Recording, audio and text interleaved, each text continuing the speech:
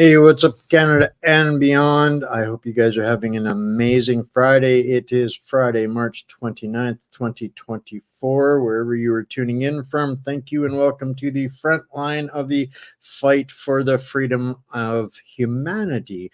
And as you guys all know, this every Friday we are getting together with Bryce Wade of New World Precious Metals and so many other things to talk about conspiracies and reality and finances and all things going around that we need to pay attention to in this insane and trying times. Bryce, welcome back. We're doing things, evolving this on the fly, and tonight we're going to be kind of doing that a little bit again here. And you've got a tool that we're going to get plugged into the community, shall we say, a whole bunch more than what we've been doing so far. So Bryce is going to pull this up here, I think, and we're gonna give you guys a rundown, and we're going to be running a poll, I think, during the time of this stream, and the idea is we'll explain to you what it is, how you guys can get involved in using it from wherever you're tuning in from, and we can kind of develop how we can give you guys better resources, better information, better advice, better answers, and help everybody in the community get ahead of the game, shall we say. So I'm going to drop a link into the chat here. Bryce, are you able to pull that up there so we can share it on the screen? Yeah, just let me explain it for a second and where Okay. this comes from and why I want to do this. So, the big thing that really bothers me about our society and Western civilization in general is that we're supposed to have a democracy, and I think I mentioned this on a previous episode. But democracy is supposed to be one voice, one vote for one person. We obviously don't have that, right? And one of the reasons that we don't have that is that there's a disconnect between our leaders or our representatives for a given constituency and the actual constituents or the people that they're supposed to represent. That process really looks like, hey, I'm up for election, give me your votes and I'll do stuff for you. Big thumbs up and cross your fingers and hope it goes well. And that's pretty much the end of it until the next election, which is an absurdity, especially since we have, instant communication on the internet right now, right? Like, so if I was to put out a poll right now, that would be obviously more accurate than the nonsense that they use at Ipsos Reid or whatever, because I talked to 1,000 people, that must represent all of Canada, right? And so what I really want out of this process, and I'll explain the tool in a second, is that the ability for a given community to communicate with itself outside of itself and organize within itself to accomplish goals is a really fundamental necessity for civilization, right? And so any given community that you have within a civilization needs to be able to organize itself and do things with the people and the resources and the ideas and whatever that has, right? And we've really been blessed growing up in the age that we have instant communication and that we're able to do that more or less, but we don't have any of that organizational power connected to our government. And so what I want to kind of show with this, and the reason why I want to show you this, is that we need an election. Okay. These idiots that are running our country into the ground and destroying it from the inside out need to be removed. And because I can't think of a better example of a more incompetent bunch of people that have done more damage to our country in our history. And it's because of their ideology, it's because of their incompetence, it's because of their corruption, and there's no accountability. And that's really the key here, is that if there was accountability, these idiots wouldn't be in charge right now, right? And so what I want is an actual democracy. And so without having an actual sense of what that should mean, how are we ever going to get one, and how are we ever going to live in one if we don't have an actual lived experience of what that should look like, right? And so what this is really supposed to be, and I'll bring it up on the screen now, is a start to that process. And there's a specific reason why. That reason is that you can see here when you bring it up.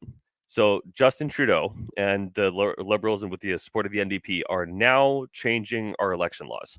So they're going to increase the availability and ability to use mail-in voting. Mail-in voting should be banned, should be completely illegal. It's an absolute absurdity that we even have it at all, right? And the reason that it's an absurdity is because you can't verify anything. There's no accountability. Voting is supposed to be one person, one vote for one person. Or one voice and one vote for one person, right? Right. And if you have a bunch of mail-in voting apparatus, how is anybody going to verify that those are the right people, that they were qualified, that they're not an illegal immigrant? Now that we have so many, we brought in 1 million people into this country in the last 9 months. Where are these people? Some of these contests are decided by 1,000 votes. Where did 1 million people go in Canada? It's insane. And so this is kind of one of my core really ideas that really need to be pushed forward, in my opinion, because even if we do have an election, right, and this is one of the questions that I want to ask everybody here, do you believe that our system is 100% secure or has 0% fraud? To have 0% fraud is impossible in this system, because if anybody can send in a vote through email, what if they send two? What if they just copy and paste one? What if there's no process to validate and secure our elections? It's being created in this way to 100% steal it. That's my opinion, right?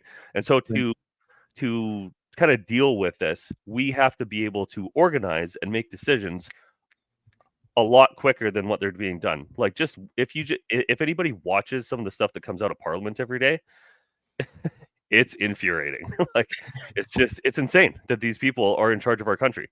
And so this is the purpose. And so what this is called Miro, MIRO.com. Okay, so you can go there yourself. I downloaded this. It's free to use initially. I pay for it because I have a whole bunch of boards, but I highly recommend that if anybody wants to organize their thoughts, it's a very visual way to do it, right? So I can pull memes into this. I can move stuff around. I can put basically anything in here and map it out and move it around like a whiteboard. That's what it is. It's digital whiteboard, right? And so I want to utilize this because it has a feature in it called voting. So I can run a vote. So if anybody wants to join this and take a vote on some of this stuff, it's basically real time and real world voting, and that shows me and shows us and shows everybody that's watching how we as a community feel about a given subject, right? So there's a couple big things that I want to talk about in the next couple weeks. One of them is the carbon tax, right? Because this is the dumbest, most blatantly corrupt, moronic tax in the country right now. And that's saying a lot, because what's her face in Toronto wants to tax the rain that falls on roofs on a given property. I don't even know. I would go so far as to call it the most provocative, abusive insult to our intelligence and our society and our economy that could ever have been dreamt up by these psychopathic lunatics. The fact that they're giving themselves a raise, patting themselves on the back, while they're putting a 23% hike screw back into the people, I think is the most obscene abuse of power in modern so-called democratic history. Yeah, and there's that old saying that taxation without representation is theft, and that's essentially what's happening now. They want to tax people for rain falling on their house. Yep, and that's Absolute Toronto, absurdity. and we're going to see that coming across the board. One of the posts that I had pulled up earlier for us to talk about was, I think, exactly what you alluding to, progressing down that train of thought. Yeah, exactly. And like there's another old saying that you can't tax your way into prosperity, right? And what our government is doing, and this kind of flows into maybe one of the other things that we want to cover, is that if you take away the vast majority of the resources that people have in their pocket to spend in the economy, not only does that slow down and reduce the amount of money that's going through the system and moving around the system, which is supposedly what causes inflation. It's not. But that also reduces the amount of money that people can do things with, right? Because if the government prints $1 bajillion and they're like, oh, we need more money. Look at all the things. We need more money, more money, more money for all the people that we hired, for all the stupid things that we did, for all the corruption that we engaged in, right? Well, you're just literally taking my money to pay off the garbage that you put forward in the first place, right? That is not a productive thing to do. I think they have actively gauged and measured our response and activity and used that as a measuring stick to say they have too much money yet. They're fighting back too hard. We better hit them more. We got to cost them more. We got to extract more of their money out of their pockets because they're too mouthy. Yeah, and the thing that gets me most about the carbon tax specifically is how moronic the math is. Like these people are literally like, "Oh, it's good for you. It's neutral. You actually make more money," which is a bold-faced lie. Like if you can't show me the math that you're using and show me the analysis that you use to get to the conclusions, why do I have to believe you? Right? It's ridiculous. So the reason I'm bringing this up is that I want people to be more collaboratory, right? I want this community that we're trying to build here to have more access and more ability to use your skills, right? So there is 338 people in Parliament, right, that are supposed to be the head of the country and The doing stuff with our management name. team. The management team, they are garbage at this, and the way that we can know that is by looking around. Canada is on a decline. We're almost in a recession. Technically, we've already been in one. We have world war that's happening all around the world that we've spent billions of dollars on, got nothing for it. We've doubled our debt. Like I could go on and on and on, right? And so what I'm really driving at here is that nobody is going to come save us. Nobody. Everybody that you can think of, Elon Musk and all these other, that literally does not matter.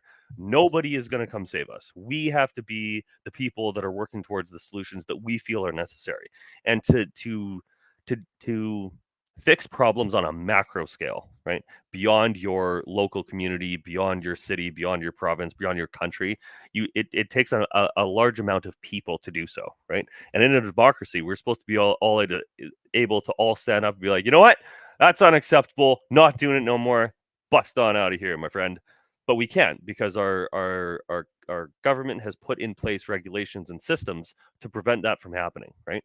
And so if we're going to build solutions to all of these problems, we have to have the ideas, we have to talk about them, we have to decide on things, we have to take actions, and ultimately we have to set the goal of what the results are that we want. And so at the first episode I think that we did, I talked about the four things of change, which is questions, answers, actions, results, right? Those four things, right? So we have to ask some questions, we have to find some answers, we have to take some actions, and eventually we'll get results, right? That's how that process works. So I want people in this community to be a part of that process. And one of the first things that I want to leverage this idea on is how abysmally stupid the carbon tax is and how it should be repealed immediately, stopped, and investigated for all the fraud and nonsense that has come along with it. So that's kind of the backdrop of what I'm going to be doing. So with this Miro board, and I'm going And to this have is all of our what yeah, I go ahead. want to point out here for everybody out there is we're going to be talking about a lot of things, but the foundation of this discussion here now is providing you guys with knowledge and insight on a tool, something to help get involved. Figure out this new tool to help you guys help the rest of the country get coordinated and organized to fight back. Don't get hung up on the micro of the subject, this, that, A to Z. We're going to cover a bazillion of them, but get familiar with how we can get better organized, and Miro's a great tool for us to do that with. And this is where people can get started, put the training wheels on how to get your teams together on working together on something bigger and more. So this is an entry level intro, guys, and these are things that Bryce is going to help us get the training wheel bicycle moving on how we can get better organized. Yeah, and so what this will, and I'm gonna have all of the information, and I'm gonna load information into this as I go along, right? So what this will essentially work out to is I use this for my daily management of myself, right? So every day I have a bunch of things that I'm looking to do, stuff that I've accomplished, things that I see, right? Think of this board as an eyeball on the internet, right? So you look at something every day that you're on the internet, right? You look at things, right?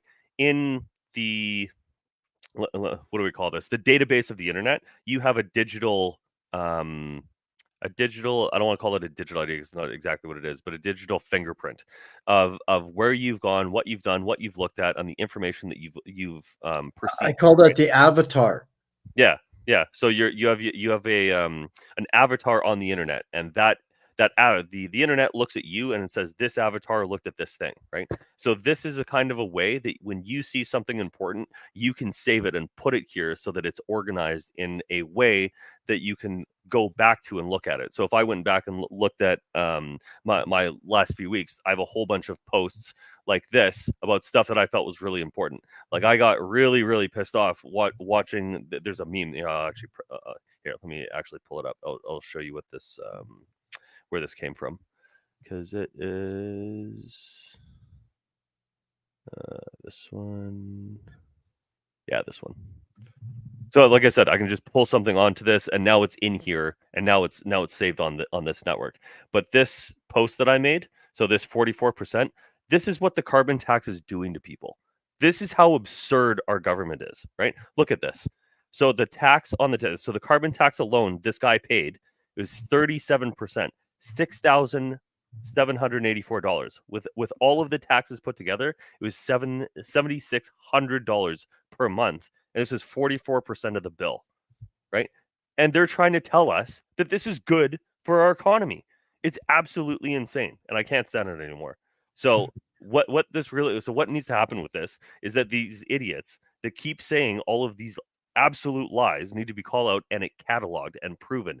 Every time I see these people post on Twitter now, I post this because I'm like, you guys are lying through your teeth. Can't stand it anymore.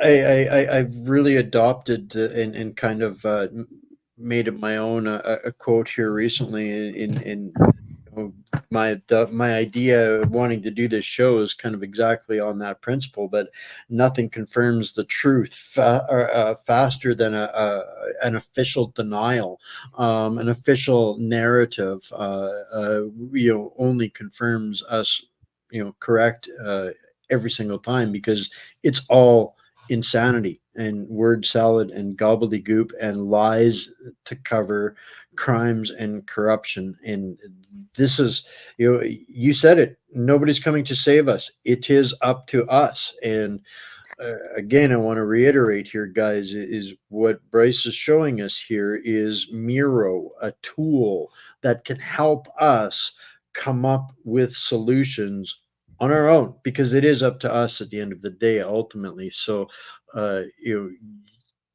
get it together. This is one of the ways we can do it.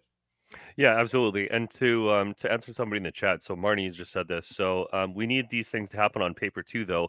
If they crash at all, it no longer exists. Absolutely, 100% agree. But you can't work on ancient technology, which is pen and paper, and expect that you get modern day speed, right? Like the world operates instantly now. Like you can communicate instantly with people if you want to, and we have to have some sort of system until it crashes that we are able to do that. And kind of the way, and this actually, her comment actually goes to a deeper philosophical and logistical idea, is that you know that term, keeping it on the rails. You got to keep it on the rails. Yeah. So the way that I look at that, the meaning of that in modern times is, think of each rail as a thing that you are doing in parallel, right? So on the one side, you are going to work every day, you're making money, you're planning for the future, putting money in your RSP or whatever, like being a good little citizen. And on the other one is preparing for the downfall of civilization and collapse, because that's what's happening, right? So you can't, if you go off the rail too far on each side, you fall out. Like if you go too far into society, you're not preparing for the inevitability that's coming. If you go too far into one side, you're not dealing with what's happening now and today. I would much prefer that our civilization be saved and not collapse, rather than try and rebuild it after it collapses, right? But I'm not convinced that that's not gonna that we're gonna be able to do that, and it won't collapse. But I'm gonna do everything that I can to prevent it from happening.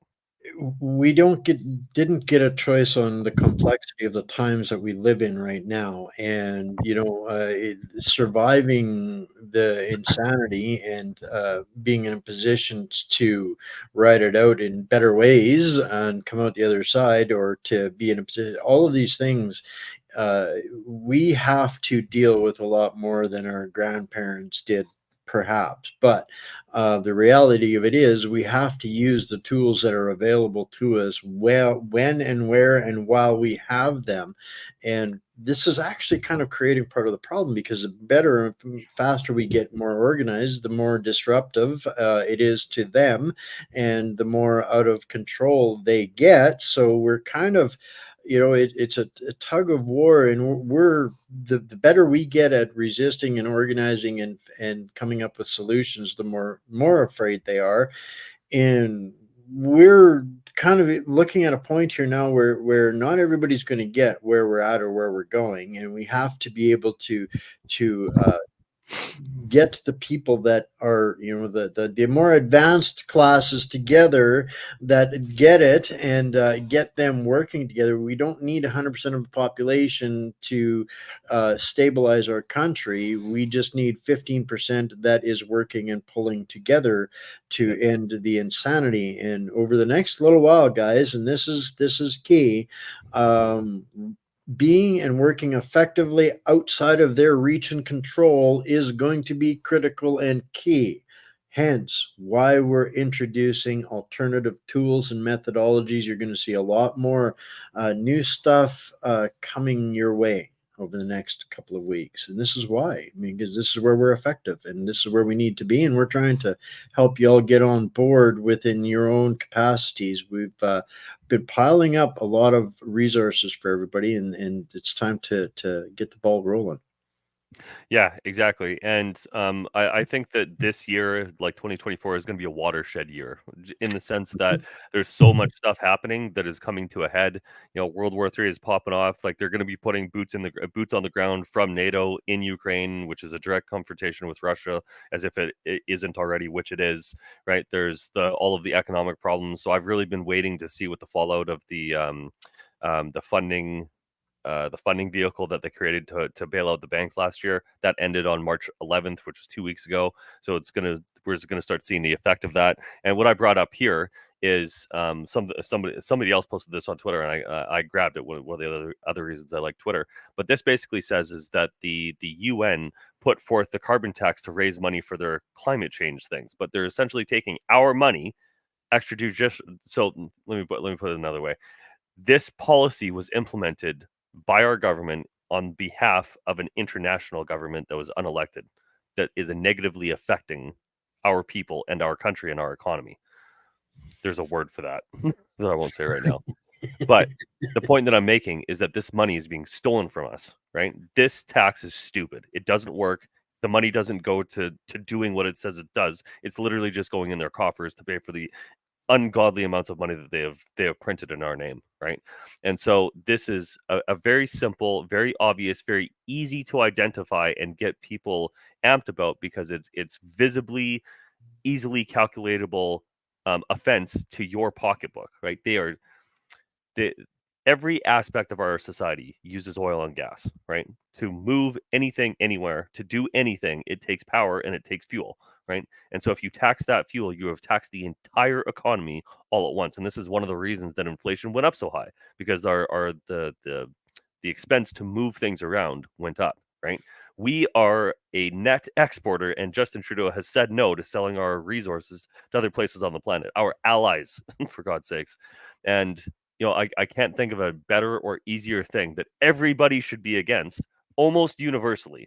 The only people that support this tax are the people that either don't understand math or that are so scared of the climate crisis that they don't understand how it works or what it does.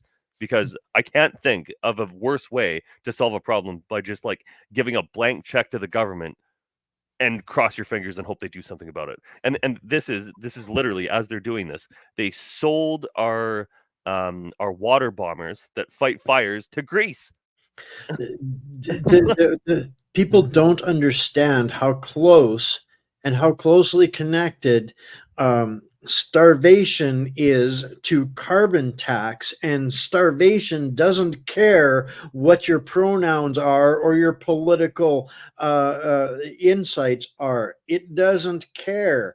This is literally putting taking a leg off of the food and beyond that. I mean, I'm trying to come up with make this as simple as people need to understand. It doesn't matter what our differences are. You are correct. This carbon tax and all that it entails, with the last vote in Parliament, it went through. They decided not to scrap it.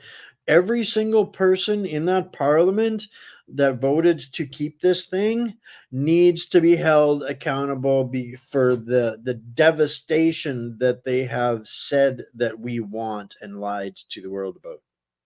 Yeah, exactly. And I think ultimately what this will come down to is an upgrade to how our democracy functions. This is ultimately what we're talking about. What we have is obsolete, it's corrupt, it's incompetent, and it's being run by morons. That is not a recipe for success, right? And I'm so sick of listening to these people just lie through their teeth at us. Okay, if you can't show me the math and you can't show me the science of what you did, and it's not actually what's the word, externally verifiable and third party certified, and like actually use the scientific method rather than the I paid these guys money to make it for me method, I don't agree. And why should we have to suffer the incompetence of these people putting in these moronic policies, right? And so what I'm showing here and what I think is really important is the other side of this thing. So if we're going to oppose something that's nice and easy and be like, yo, let's get a win on the board. Everybody, let's scrap the carbon tax. You know, like Pierre says, axe the tax. I don't think he goes far enough. Let's axe the carbon tax, period. The entire tax. All of that money, which is 20 odd billion dollars. I finally heard a number from somebody. $20 billion has been pulled out of our pockets. And that doesn't include the actual harm that it's doing to the economy by taxing energy itself. Okay. I think the exact testimony was 20.2 billion taken out, but Freeland had said it's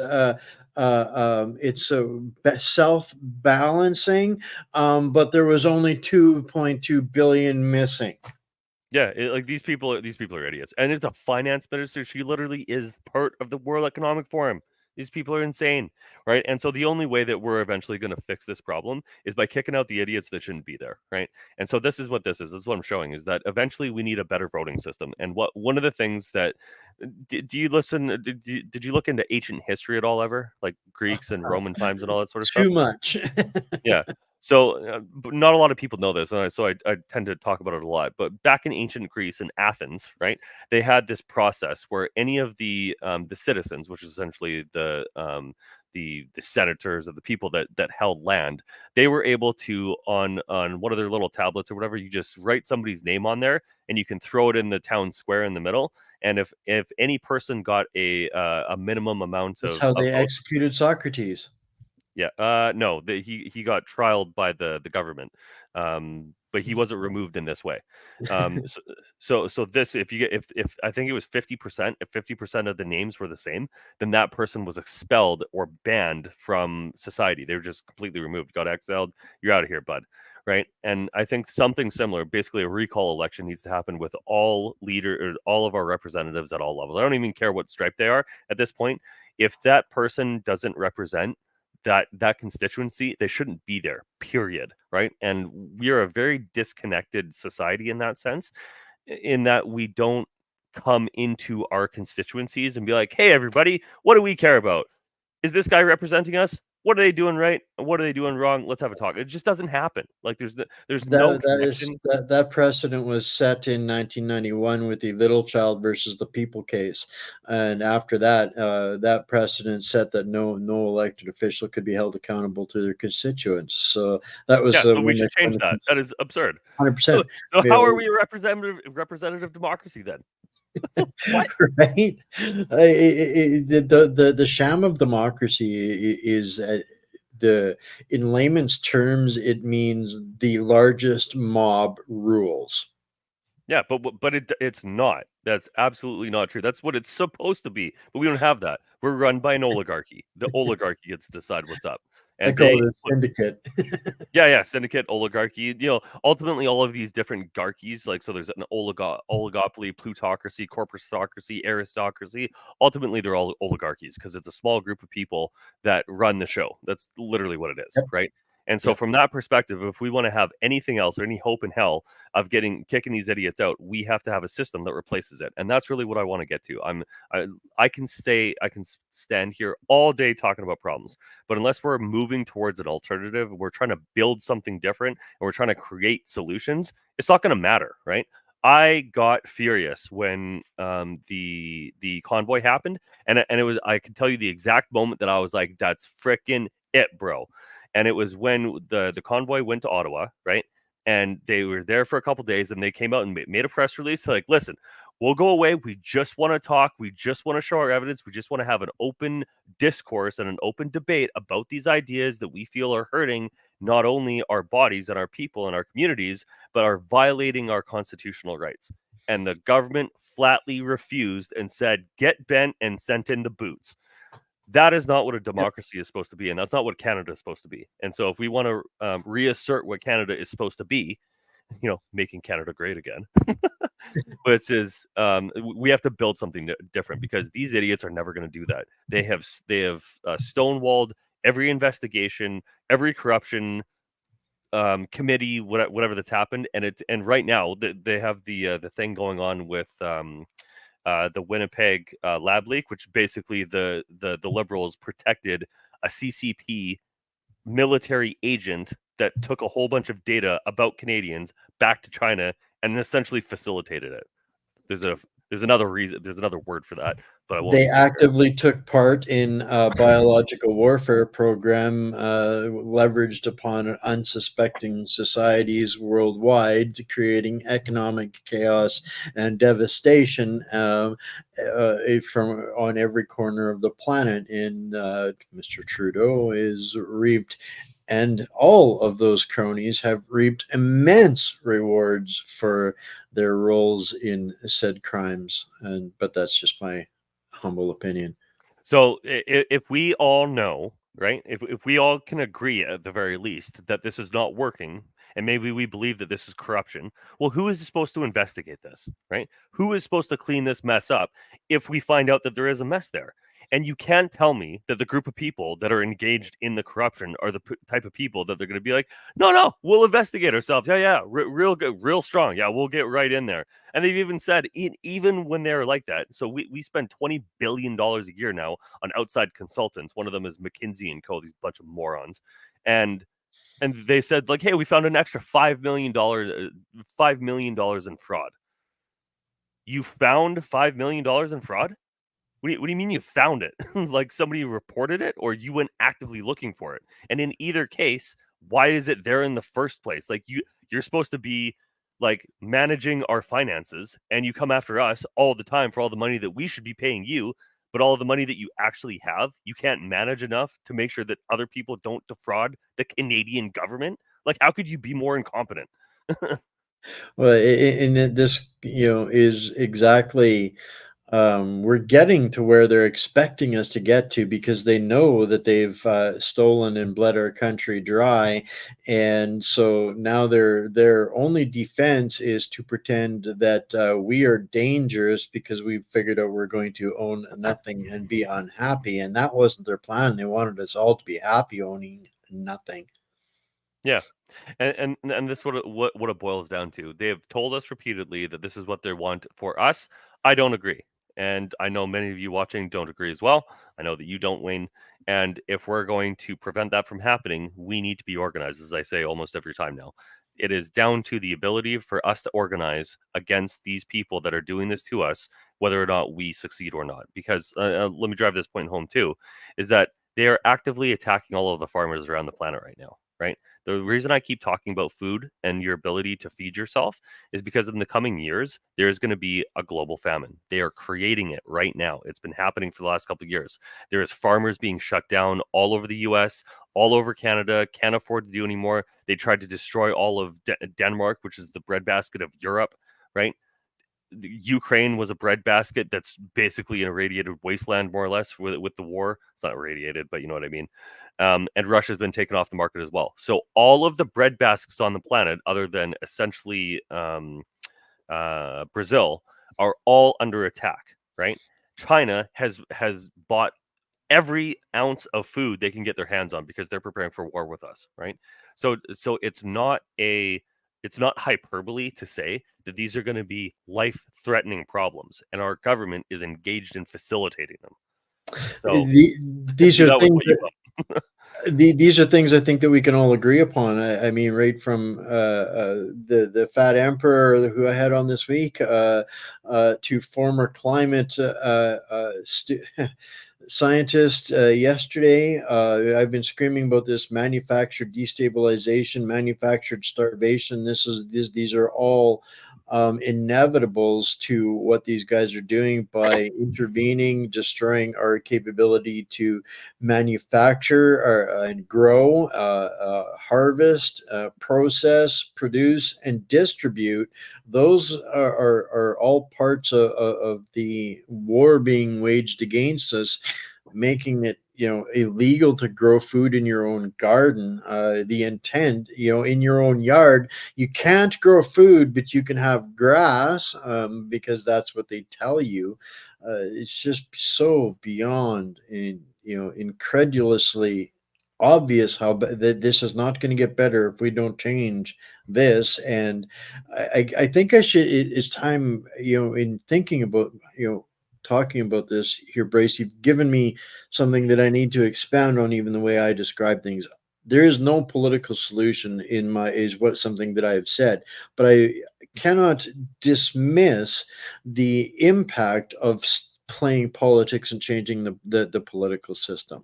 It's a part of the greater war against humanity, and depending on politics alone leaves us no solution. We have to take our efforts, initiatives, and responsibility outside of the political system to recreate a political system that works. So maybe that helps, people adjust to this. Within the current system, there is no solution. We have to get out, rebuild, refix, and turn the ox cart into the Bugatti it should be. Yeah, because if you really think about it from a political perspective, right? Politics, in its essence, is a really simple idea. It's an arena of ideas with people trying to represent the interests of people and implement ideas that we talk about for the goal of putting things into the future that we get to, right? So you're essentially coming into politics to be like, I've got these ideas. I've got these people that I represent, and we want to get over there, and this is how we're going to get there. It's basically those four aspects is what politics is supposed to be, right? And I somewhat agree, but somewhat disagree with the assertion, or the statement rather, that there's no political solution, because what Denmark showed is that if there's enough people that are amped up enough and that are organized enough, there is a political a solution. Because what's happened in Iceland, in the past, there's the only country that arrested the bankers after the 2007 debacle, and the Dutch in the Netherlands, they formed a new party and they're the number one party now. They kicked out not all, but a whole bunch of the idiots that were running that show. And we have absolutely the power to do it ourselves, but that window is closing because they have brought in so many millions of people that they're eventually going to want to turn into voters, that if it doesn't happen this year, I don't think it's going to happen. And that's why I keep saying this, is that the opportunity to push that solution peacefully is closing. And if we want to avoid the violence, and I certainly do, because I like my country not burning down, then we got to get organized. We got to do something immediately. I couldn't agree with you more, and it kind of lights my eyes up to hear you bring up the reference to Iceland, because most people don't understand what Iceland did, and they don't understand the mere basics of this. I was having a discussion earlier today in a meeting, but people are going to be forced to recognize at some point that the power absolutely is within our right and ability. And what Iceland actually did was understand jurisdiction, and they forced constitutional conventions, and they solved the problem, which was ultimately the only way that a nation gets recognized as a sovereign nation. People still think Canada is a sovereign nation. It is not. This sets the difference between de facto and sovereign nations. And here's the key thing that people don't know about what happens when you do that. When Iceland did that, the debt goes with the de facto criminals. De facto meaning unlawful. The unlawful government takes the debt that they've created with them and are held responsible for it. It's called odious debt. And this is ultimately, at the end of the day, the real solution within our peaceful means to solve all of this, and to be recognized peacefully by the world and not have blue hat helmets on us because this is a jurisdiction that they understand and recognize, because this is the same reason why Trudeau would never, or any prime minister of Canada currently, would have a position at the UN Security Council. We cannot, because we are not a sovereign nation. We are a de facto nation. This is a real thing, folks. But so many folks have muddied that water, that well of discussion, Bryce, that it makes it incredibly difficult to have. And we don't have time to dance around all of the misinformation that's been generated about this for a number of years, because I've been, by the people that aren't informed, told I've been talking out of my butt or out of my tinfoil hat when I talk about this. But you bringing up Iceland, I mean, that is the exactly the last nation, and then did that in 2011. This isn't ancient history. It's not Roman history, guys.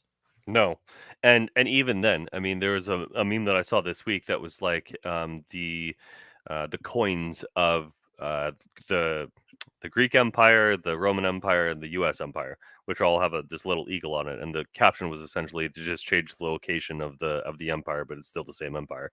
And then I think there's probably a little bit of truth to that, in a sense that there's still the same type of people running the world. Like, these people have always been in control, and they've always had various ways of controlling us. It was religion for a long time, but ultimately, what the main control mechanism now is money and the financial system, right? And so, and this is, bringing it back to what I do. This is one of the reasons that I got into gold and silver, because it's actual real money that they can't directly control and manipulate easily, right? And just to give everybody a sense of what's happening in the market right now, okay? In the last 6 months, gold has gone up 22%, right? It was at 1850, it hit 2250 yesterday. That's $400 difference, okay? And last week, or the week before, I think it was last week, after our show, that silver went up 10%. So these things that are happening in the economy, and kind of tying it back to the open banking thing, so the banks are buying up ungodly amounts of precious metals, everything that they can find. They're emptying everything, and then whenever they have it all, they're gonna be like, "Yo, we really need to go back to a gold standard." Right? Oh, you don't have any gold, bro? That sucks for you, but we got lots of gold. It's no problem, man. And this is essentially what they're preparing to do, right? And so the reason that I keep pushing gold and silver is that it's financial sovereignty, right? Beyond your ability to secure your life, your family, your community with actual physical assets like food and water, I think that's the most important thing by far, which I've already done, which is why I continue to buy more gold and silver. You need the ability to transact with other people. That's how the economy functions, right? And if we're going to save our economy and our country, these are things that you have to think about, because you are one person within millions, but you're an important part of it, because the skills that you hold are what keep society running, right? Right. Let me talk about the jab for just a sec, right? One of the risks of the excess deaths that nobody seems to talk about is how many people are losing their lives in important skills, right? Everybody knows about Boeing and all the planes and whatever, but think about the medical system, right? The medical system is universally It's been 100% jabbed, devastated. devastated. And what happens when those people start losing their lives and those skills aren't replaced, right? And you can think about this as a percentage. Like, what percentage of people in that skill need to lose their lives or not be there anymore before that industry or that skill stops functioning, and more importantly, before to the point where you can't replace it because the people that know all the knowledge can't teach anybody else.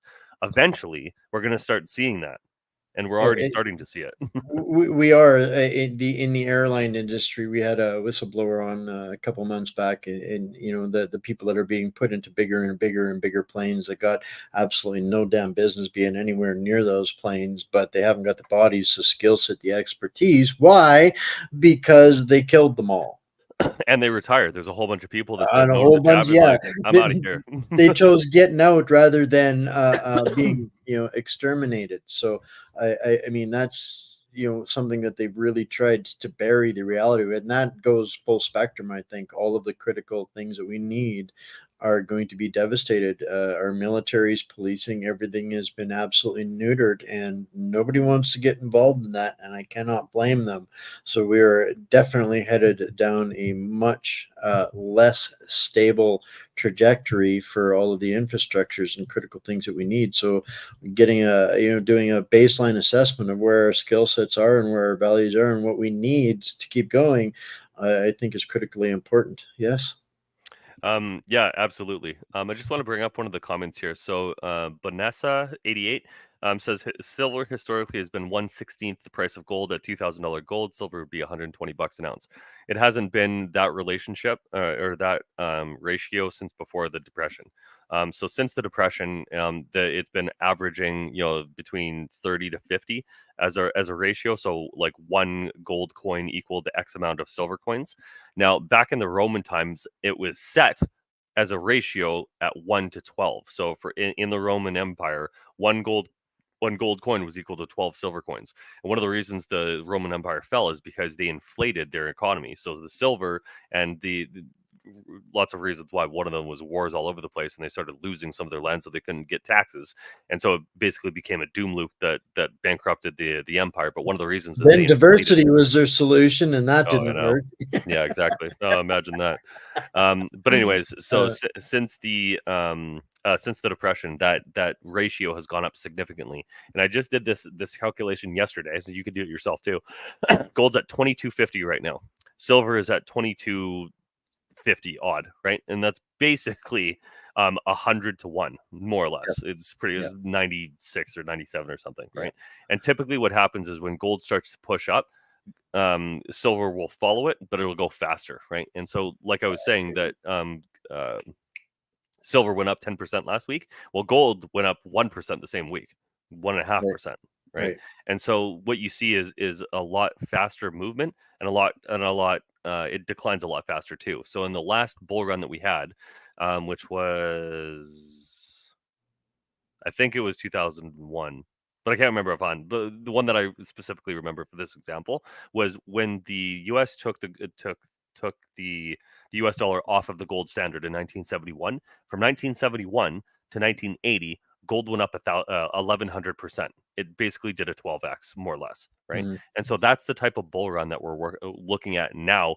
And every possible KPI, every possible number that we could look at in relation to the economic data is vastly worse than it was then, right? So what I expect now is going to be like the death of the US dollar. That's my personal expectation because of all of this pressure from, the petrodollar, de-dollarization, war, inflation, banking, blah, blah, blah, blah, blah, right?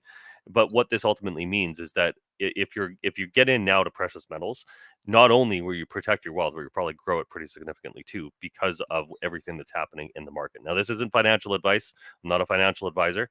And this isn't tax advice either, but this is my prediction that I see coming because of all of the insanity happening, right? And one of the other times that a bull run happened was just after the war because of, well, a variety of things. I think that's just really just prudent common sense, to be honest with you. For most people, I do want to bring up this one comment here. And Colleen, if there's some more information you can give me, email to me, I'd appreciate that. But says her son works doing mining assessments, and most of the precious metals in uranium are not actively mining because of government restrictions and charges. Most of what's still functioning is financially owned by China. I think that's something that bears further pursuit of information. So thank you for that input, and I'd like to know more.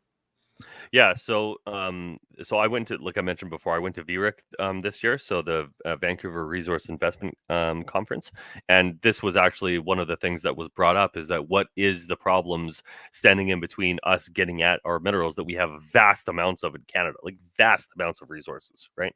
And it basically comes down to lack of investment because of the regulatory framework. If you wanted to create a new mine, you're talking like 10, 15, 20 years to even get the project started and shovels in the ground. Like it's absurd.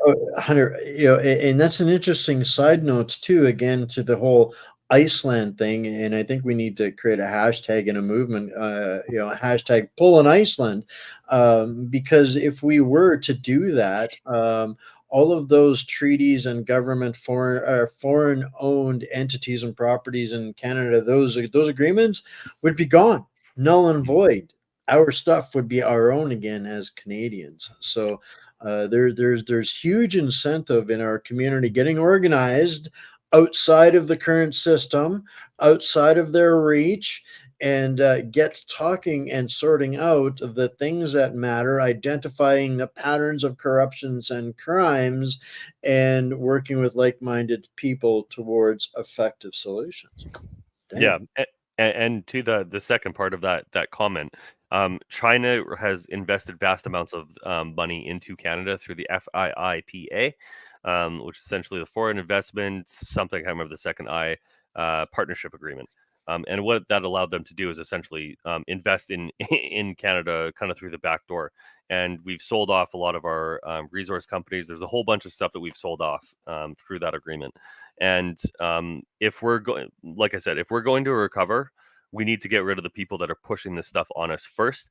And then we have to talk about the ideas and where we want to go. But if we don't have the Yeah, ability to have those that's true. conversations, to put information forward, like this platform that we're using right now, I'm speaking to you, an audience. I don't want that. I want to have a conversation with a collective group of people so that you can push information to me and we can look at that collectively and be like, hey, this is important information.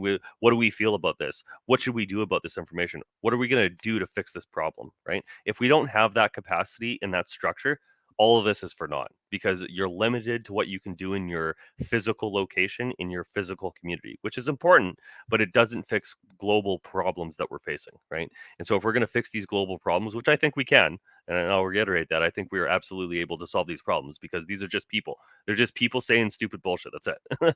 We can say stuff too, and it's going to be accurate, right, and backed up by reality, right? Eventually, fundamentals win, right? And if we have the fundamental ability to be like, yo, that's bullshit, and here's why, and here's how, you're lying, get the hell out of here. We Well, have the ability to make change. and if anybody's, for all the followers that are out there, probably have, if you haven't noticed yet, every time I do an interview and a guest now, it's because they are developing something that is a part of something for our future positive. Mhm. They're not playing the fantasy game anymore. They're not talking. They're putting their boots behind their talk and they're walking it. And so there is so much of that going on. We need to get away from this doom cycle, and because that's what it is. Because in discover the difference again, take the VR glasses off and find the difference between facts versus fantasy, reality versus fantasy. All of this avatar crap, all of this alphabet insanity is a very small group of absolutely insane people, and we Yep. keep feeding their systems that keep stealing from us because we're participating. And that's ultimately, at the end of the day, our own responsibility. Each and every one of us is, do we participate in the fantasy or do we take part in reality? And reality does not happen here. Mhm. This is just a conduit, a tool. Absolutely. And you have the absolute choice of what you do every day.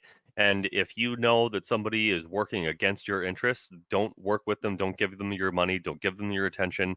Focus your attention on something that's going to do you and your life and your family and your community better. Right. And it's difficult because of how much outsized control. And I was going to bring up a video about this, but I'll have it for next week because to really show everybody how much of an outsized amount of control the Fortune 500 oligarchy, whatever you want to think of, really have over the economy, and it'll show in very stark reality what that looks like. But ultimately, we still have our physical being, our skills, our assets, and our resources that we control that we can leverage. And the only way that we beat something with that much power and that much authority and that much systems and money and everything else that they have is by being organized, right? That's really what it comes down to.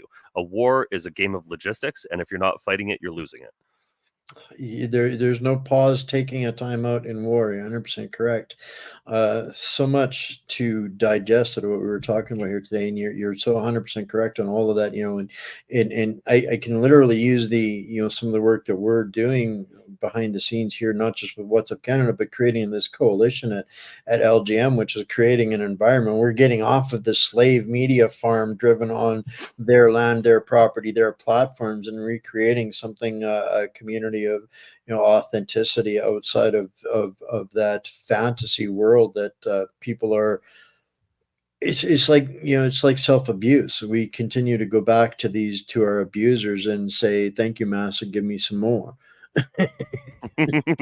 Yeah. Yeah. So breaking that cycle is the underlying point and motive of everything that I'm trying to do now is breaking that abuse cycle and breaking up with that relationship. And this has been none of this ended up where I thought it was going to go today, but I'm so excited for this.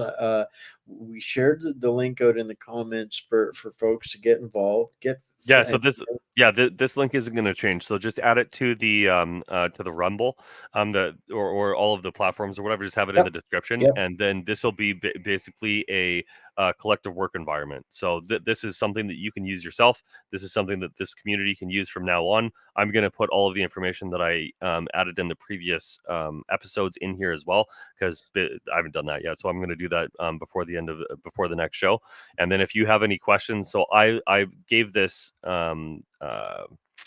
comment power, so you have the power to comment on here. So I'm going to create an area for questions for the next show, and then we can kind of have a collaborative approach to what we focus on. Because if we focus on something together and force change on that problem, that is real world effect on what we believe and what we say and what we do. Right, because the system that they built for us does not give us that power or control. Well, we have to make it ourselves. So that's what we're going to do. 100% love that. So what other show, guys, or discussion platform out there has an evolving living platform of discussion on the subject matters of the day? None, except for Bankers, Bandits, Bullion, and Bucks with Bryce, and yours truly, of course. But this is pretty cool. Guys, so get over there. The link will be in the chat. Well, this is something, as he said, it's not going to change. You can go in there every day and check up on it. It's going to evolve, it's going to grow, and it's going to thrive and give people access to communicating and directly with Bryce, and staying involved and getting more and more plugged into all of the things that we can use to kick the cabal in the nards. to be frank, Frank can be canceled. All Thank you, right. man. All right, Bryce. Been a slice as always. Every day's a new adventure, and I look forward to seeing what comes next. So I'll see you on the board. All right, guys. Interesting conversation. I never know what's going to happen. None of this is scripted. Every day is a brand new adventure. But it's definitely starting to grow a different level of awareness. I think with the direction that we've been able to start focusing on more where we're going and news related to that than being constantly stuck in the doom loop. So as much as we're going to continue to have hard, uncomfortable discussions, they're all none of them are in vain. It's all about taking us in the direction that we all want to go and finding the fastest, best route to sanity again, because insanity is unsustainable. I love you all. Thank you all for taking part. Get on the Miro board. Plug in for some other stuff. We got some surprise stuff coming this week, and bigger, better stuff, and some announcements coming next week. So I love y'all. Stay strong, stay Canadian, and we will see you next time. Bye for now.